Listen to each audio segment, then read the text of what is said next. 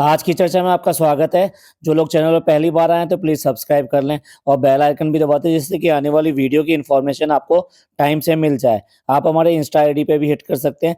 Insta ID नीचे दी हुई है। कुछ बिज़ीनेस चलने की वजह से कुछ व्लॉग मेरे मिस हो रहे थे, पर फिर भी मैंने सोचा कि एक महत्वपूर्ण बात है और इम्पोर्टेंट बात है तो उसको मिस नहीं कर सकते। उसके ऊपर तो ज़रूर बात करेंगे। डब्बा अपने व्लॉग में कई सारी चीज़ें स्टेज करती है। ये स्टेज करने का मतलब पहले स्क्रिप्ट, उसके बाद में उसका एक्शन। जिस तरह से मैडम अपनी मैन चाइल्ड की ईगो को बूस्ट करने के लिए कुछ ना कुछ करती रहती हैं या कुछ प्लांट करती रहती हैं, ऐसे ही डब्बा ने इस बार फनी की ईगो को बूस्ट करने के लिए या ये कहिए उसकी ईगो को सेटिस्फाई करने के लिए स्टेज किया, जिसकी वजह से फनी का पूरा कैरेक्टर सामने आया और साथ-साथ इनकी स्टेज करने वाली ड्रामेबाजी और अपने आप को सुपीरियर समझने वाली मेंटालिटी दिखाई देती है। फनी ने जो गाली-गलौज की थी रोड के ऊपर, वो सारी गाली-गलौज और लड़ाई-झगड़ा पहले हो चुका था, अच्छे खासे तरीके से हो चुका था और थोड़ा बहुत नहीं, इसकी साइड में भी जाके हुआ और फिर डब्बा की साइड में भी जाके हुआ। इसका मतलब ये है कि पहले फनी को धमकाया गया या फनी के साथ में बात हुई, उसके बाद में वो डब्बा की साइड में आकर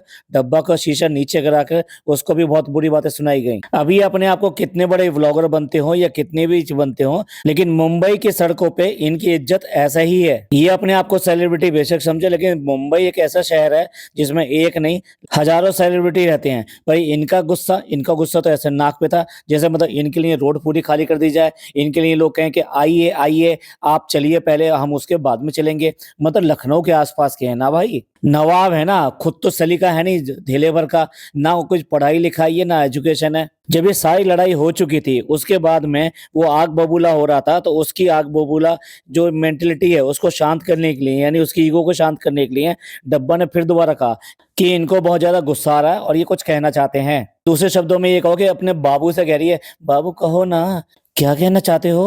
और अब फनी ने संभाल कर बोलना शुरू किया, मतलब उस लैंग्वेज में बात नहीं करी जिस लैंग्वेज में उसने उन लोगों से बात की थी जो सड़क पे जिससे झगड़ा हुआ था उसका, क्योंकि कहीं ना कहीं उसको अपनी भड़ास निकालनी थी। और फनी पूरी तरह से चश्मा लगा के पूरी टशन में गाड़ी चला रहा था कि जैसे गाड़ी और सड़क सब कुछ उनकी है और वो अपने तरीके से चलाएगा। पहले तो अपने आप को सही करो, मोबाइल लेकर उसी हाथ में जिस हाथ से आप स्टीयरिंग चला रहे हो और उसके बाद में आप व्लॉगिंग कर रहे हो, और वो भी इतनी भरी सड़क पर, मतलब जितनी ज्यादा वहां पर रश था, जो पिछले व्लॉग की बात कर रहा हूँ, और उसके बाद में ऐसी गाड़ी चल रही थी और दूसरे हाथ से हाथ चला चला के बात कर रहा है। और इनकी औकात तो देखो, ये दूसरों को रास्ता दिखा रहे हैं, दूसरों को बोल रहे हैं कि दूसरे ऐसा कर रहे हैं, दूसरे वैसा कर रहे हैं।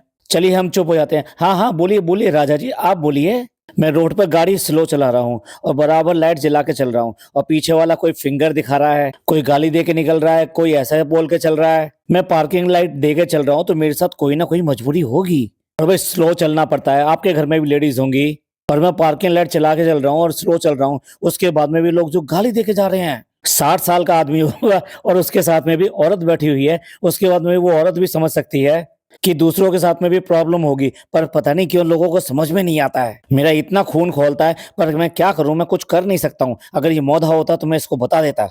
और हर दिन मेरे साथ यही हो रहा है। मैं जो डब्बा को लेकर डॉक्टर के जा रहा हूँ और बस यही टेंशन होती है कि अब मैं जा रहा हूँ, लंबा जा रहा हूँ और फिर दोबारा से मेरे साथ यही होगा। आप गाड़ी उड़ाएंगे थोड़ा ना। राजा जी चुप हो जाइए राजा जी, गाड़ी उड़ाने की जरूरत नहीं है, सिर्फ थोड़ा सा अकल लगाने की जरूरत है। जिस बात के ऊपर तुम इतना इरिटेट हो रहे हो तो लोग कितना इरिटेट हो रहे होंगे। भाई जब सड़क पर इतना ज्यादा ट्रैफिक चल रहा है और उसके बाद में आप जो स्लो चल रहे हो और दूसरों को आगे निकलने का मौका नहीं दे रहे हो, तो डेफिनेटली वो आपके स्लोपन से परेशान नहीं है, वो इस बात से परेशान है कि आप अपने आप को क्या समझते हो, सड़क का राजा समझते हो क्या, कि जो बीच में चले चले जाओगे और किसी को कोई रास्ता नहीं दोगे। अरे तुमने लैंड ड्राइविंग का नाम सुना है क्या? लैंड ड्राइविंग का सबसे बड़ा रूल ये होता है कि जो राइट मोस्ट लेन होती है उसमें ओवरटेक के लिए छोड़ी जाती है, बाकी लेन में चला जाता है। इट मीन्स अगर कोई 3 लेन रोड है तो उसकी एक्सट्रीम राइट हैंड रोड जो है उसके ऊपर ओवरटेक के लिए चलेंगे, और सेकंड बीच वाली जो रो है उस पे आप मीडियम ट्रैफिक चल सकता है, आई मीन मीडियम स्पीड में चल सकते हैं। जब आपको जरूरत हो तब आप ओवरटेक करने के लिए उस लेन में को बदलिए और राइट हैंड वाली लेन में आइए और ओवरटेक करके फिर वापस अपनी लेन में आ जाइए। और अगर आपको स्लो चलना है, मतलब आपको बहुत कम स्पीड में चलना है, या फिर आप छोटे व्हीकल्स वगैरह हैं जैसे कि बाइक वगैरह हो गए इनको, तो इनको थर्ड लेन में चलना होता है जो बेसिकली लेफ्ट मोस्ट होती है। और अगर किसी रोड पर सिर्फ और सिर्फ 2 लेन है तो तब भी यही रूल फॉलो करना होता है कि राइट वाली को छोड़ा जाता जाता है ओवरटेक के लिए या स्पीड लेन के लिए, और आपको क्या होता है कि लेफ्ट लेन में चलना होता है। अब भाई तुम लाइट जलाओ चाहे कुछ करो, लेकिन अगर तुम जो है सड़क के बीच में चलोगे यानी कि राइट वाली लेन में चलोगे तो लोगों को इससे परेशानी होगी। जब आपकी स्पीड स्लो है, लोगों की स्पीड स्लो नहीं है, तो अगर वो आप आगे निकलना चाहते हैं तो उन्हें रास्ता तो देना होगा। अब आप उसी लेन पे चले जा रहे हो, ब्लॉगिंग कर रहे हो, तो मस्त हो भैया, मस्त हाथी की तरह घूम रहे हो। कोई रोड सेंस नहीं है, कोई मतलब नहीं है, कुछ पता नहीं है, कुछ एजुकेशन नहीं है। हर रोड की भी एक स्पीड निर्धारित होती है कि उस पर मैक्सिमम कितनी स्पीड में आप चलाएंगे, लेकिन मिनिमम के लिए कोई स्पीड निर्धारित नहीं होती। वो इसलिए कि वो ये समझा जाता है कि जिसको स्लो चलना है या जिसको रोकना है या जिसको टर्न लेना है, उसको आना पड़ेगा अपने लेफ्ट में। अगर लेफ्ट टर्न लेना है और राइट टर्न लेना है तो डेफिनेटली उसको राइट जाके, एक्सट्रीम राइट जाके ही टर्न लेना है। ये सिंपल से रोड के रूल्स क्यों भूल जाते हो भाई? तुम्हारा नाम डब्बा ने डब्बू इसलिए रखा है क्योंकि तुम हो ही डब्बू। और रूल्स और डिसिप्लिन की तो तुम बात करो ही मत ना। तुम तो वही हो ना जो बकरा लेकर सोसाइटी में आ गए थे, फिर सोसाइटी में घुमा रहे थे, उसके बाद में गेट पे बांध दिया। तुम्हारी वाइफ अब्बा डब्बा चप्पा जो है, ये कभी भी जो रिनोवेशन खोल के बैठ जाते हैं पूरा पूरा दिन। यानी देखो अक्टूबर में रिनोवेशन शुरू हुआ था, 5 महीने से ऊपर हो चुके हैं। 5 महीने तक खुट खुट टिक टिक टुक टुक ये सब सहन करे जा रहे हैं अड़ोसी पड़ोसी। भैया कोई इस तरीका भी तो होता है, सिविल लाइफ भी तो होती है कि सिविल लाइफ को कैसे जिया जाता है। तुम लोग के आए दिन ये सब ड्रामे चल पड़ते हैं। और राजा जी आप ही तो थे वो दूसरे वाले फ्लैट पे रात को किसको लेकर आए थे? तो भैया डिसिप्लिन की, सिविलाइजेशन की और रूल रेगुलेशन की तुम तो बात मत ही ना करो। अरे डब्बा भी कुछ कह रही है, चलो इसकी सुन लेते हैं पहले। फ्रेंड्स अब तो मेरे को 5-6 महीने हो चुके हैं, 5 to 6 मंथ हो चुके हैं, लेकिन डॉक्टर के पास तो जाना पड़ता है ना। और फिर जब स्टार्टिंग थी तो जब हम डॉक्टर के पास जाते थे तो हम बहुत स्लो चलते थे। डॉक्टर ने भी कहा था हमारी कि इतना स्लो चलना है, हमें बहुत ही ध्यान से बहुत केयरफुली चलना है। और अब तो हमने स्पीड बढ़ा भी ली है क्योंकि 5-6 मंथ हो गए हैं और अब हम थोड़ा सा रिलैक्स भी हो गए हैं। और वैसे 3 मंथ से हमने निकले भी नहीं, लेकिन फिर आप कहेंगे कि भाई क्यों निकल रहे हो? भाई डॉक्टर के पास तो जाना पड़ता है ना। पर फिर उस वीक में भी ना इतना टॉर्चर, इतना टॉर्चर। अरे अब्बा डब्बा चप्पा जी थोड़ा रुक तो जाइए, रुक तो जाइए। एक सांस में बोलते चली जाती हो, बोलते चली जाती हो। ये है डब्बू के धीरे गाड़ी चला रहा है, तुम्हारी गाड़ी जो शुरू हो जाती है तो रुकने का ही नाम नहीं लेती है। अरे हमने समझ लिया आप क्या कहना चाहते हो। आप ये कहना चाहते हो क्योंकि आपकी प्रेगनेंसी की हालत थी तो उस टाइम डॉक्टर ने भी कहा था कि स्लो चलाना है और केयरफुली चलाने की वजह से आप स्लो चलाते थे और उसके बाद में आप टॉर्चर होते थे। यानी 3 महीने से ये टॉर्चर हो रही है, यानी 3 महीने से ये गालियां खा रहे हैं सड़क पे। और किस लिए? अपनी गलतियों की वजह से, अपनी बेवकूफियों की वजह से। अब कैसे? देखिए मैं यहाँ पे एक के बाद एक 3 स्टिकर लगा रहा हूँ फोटो, और देखिए ये बड़े प्यारे प्यारे स्टिकर्स हैं। एक में लिखा है बम्प ऑन बोर्ड, दूसरे में लिख रहा है pregnant on board, mom to be on board. अब आप देखिए तीनों के तीनों स्टिकर इसी पर्पज से बने हुए हैं और बड़े खूबसूरत और बड़े प्यारे प्यारे स्टिकर्स हैं। और जो लिखा हुआ है वो भी अपने आप में काफी खूबसूरत है।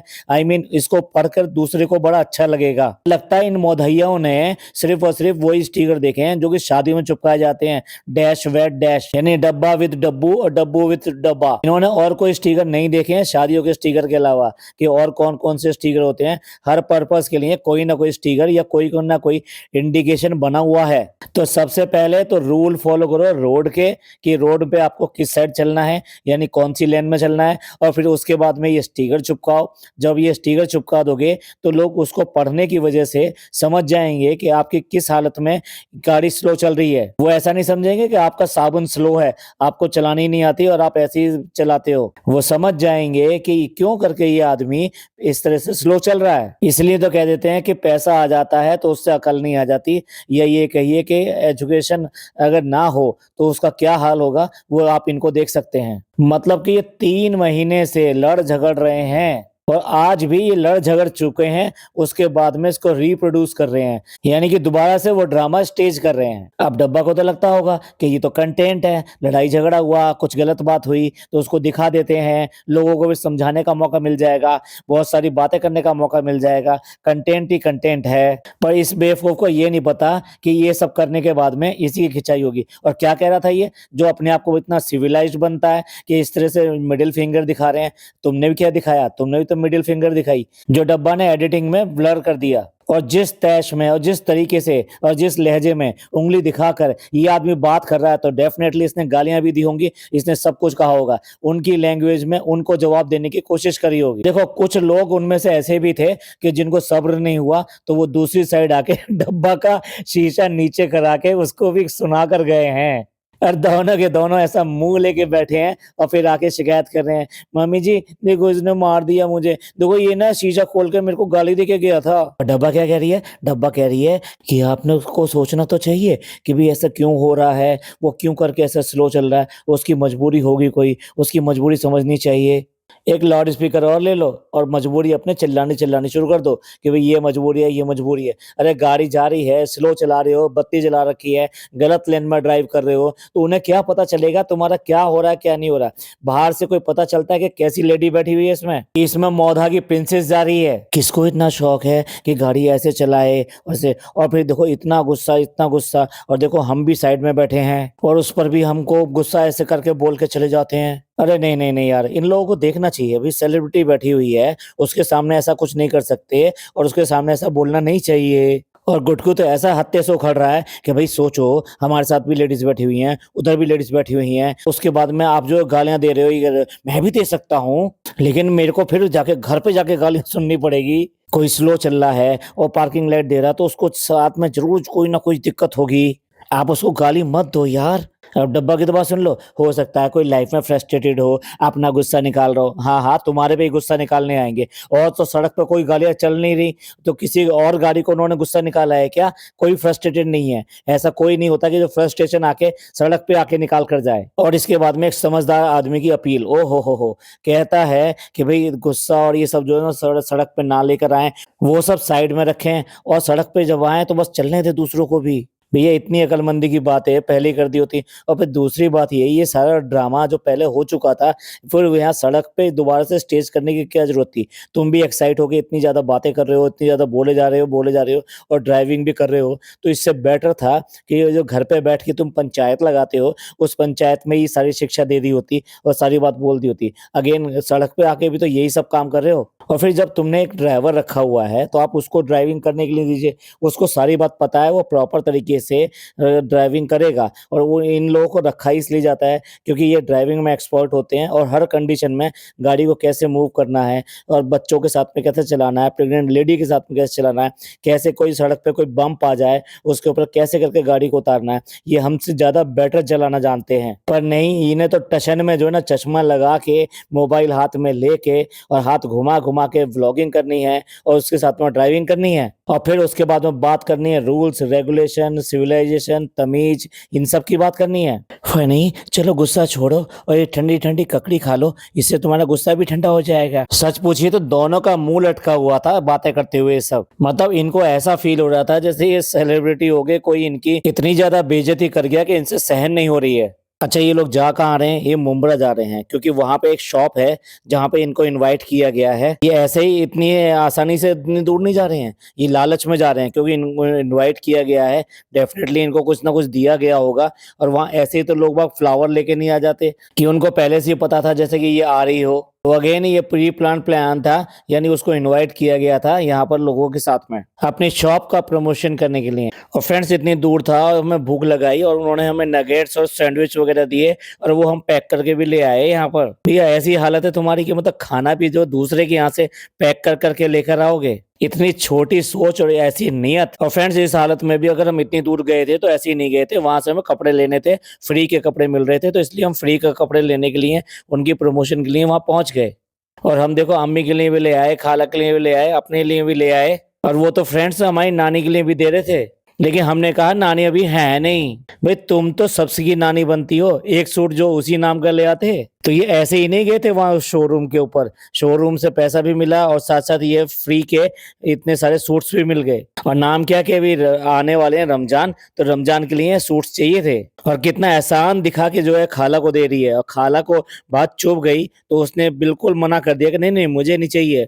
भाई आज के डेट में खाला, खाला बिल्कुल सुनने को तैयार नहीं है। वो गुस्से में जो पहले से ही भरी हुई है। अगर कोई भी ऐसी वैसी बात करेगा तो इस बार तो नाप देगी वो अच्छी तरह। और फ्रेंड्स, आप सबके इतना बुरा भला कहने के बावजूद भी हम 6 महीने खींच चुके हैं रेस्टोरेंट के। तो आज हमारे 6 मंथ हो गए हैं। हो गए तो पहले ही थे, 8 तारीख को हो गए थे, लेकिन हमारे पास टाइम नहीं मिल रहा था। इसलिए आज थोड़ा-सा सेलिब्रेशन कर रहे हैं और हम सब लोग वहाँ जाएँगे और जिन लोगों ने हमारे साथ में ये काम किया है, उनको सबको देंगे और साथ-साथ वहाँ खाना खाएँगे और आ जाएँगे। और फनी, तुमने बहुत मेहनत करी है इस पे, तुम्हारे तो बहुत ज़्यादा कांग्रेचुलेशंस। नहीं, नहीं प्यारू, तुमने बहुत ज़्यादा प्रमोशन किया था, ऐसी हालत में भी हमारा प्रमोशन किया था। भाई कोई इनको मुबारकबाद दे, ना दे, ये प्यार-उटाट शुरू हो जाते हैं। जबकि गूगल बाबा तो इनके बारे में कुछ और ही बोलता रहता है रेस्टोरेंट के बारे में। और फ्रेंड्स, ये तो छोटा-मोटा सेलिब्रेशन था। इसमें आप ये मत कहिएगा कि अम्मी-पापा को नहीं बुलाया हमने। यहाँ पर जो अम्मी है, हम उनसे ही काम चला लेंगे। और फ्रेंड्स, हर बात में तो अब हम उनको नहीं बुला सकते ना। फ्रेंड्स, चाहे प्रेग्नेंट चाहे हम सही, लेकिन उनको भी तो हालत ही उनकी ऐसी ही है।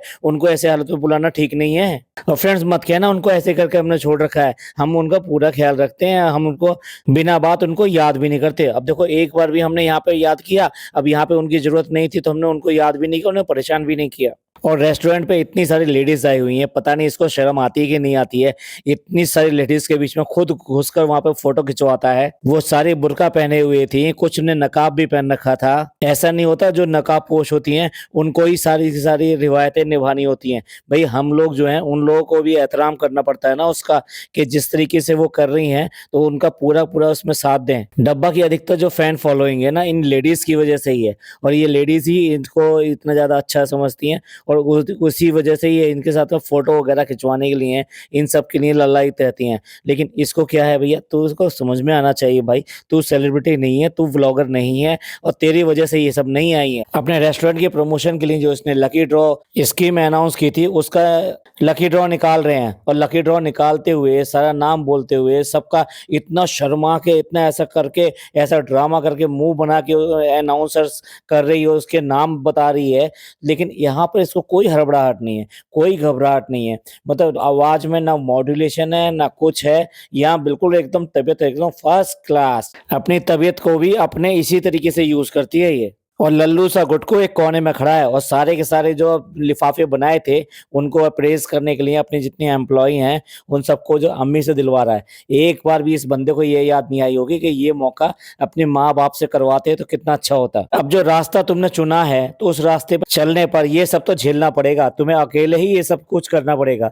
मतलब फैमिली, खुशी क्या चीज़ होती है? भई हम किस चीज़ के लिए करते हैं? ये सारे काम क्यों करते हैं? हम इसलिए करते हैं क्योंकि हम खुश हों और हम खुश कब होंगे? जब हमारे घरवाले खुश होंगे। जो कहते हैं ना, हम हमारे घरवाले खुश हैं, हम खुश हैं, हमें और क्या चाहिए? तो वास्तविकता यही है, हम अपनी हर खुशी अपने घरवालों के साथ बाँटना चाहते हैं और जब वो खुश होते हैं तो हमें अल्टीमेटली हमें खुशी मिलती है। तो यहाँ तुम तरसते रहो, ये खुशी सिर्फ़ और सिर्फ़ इसको मिलेगी, डब्बा को मिलेगी, तुम्हें मिलने वाली नहीं है। कुछ लोग तो ताली बजाने वाले भी होते हैं, तो ताली बजाओ और बस मज़ा करो। और देखो, लिफ़ाफ़े में देते-देते किसका नंबर आया? फनी का भी नंबर आया, यानी औकात उसको दिखा दी कि भैया तू कौन है?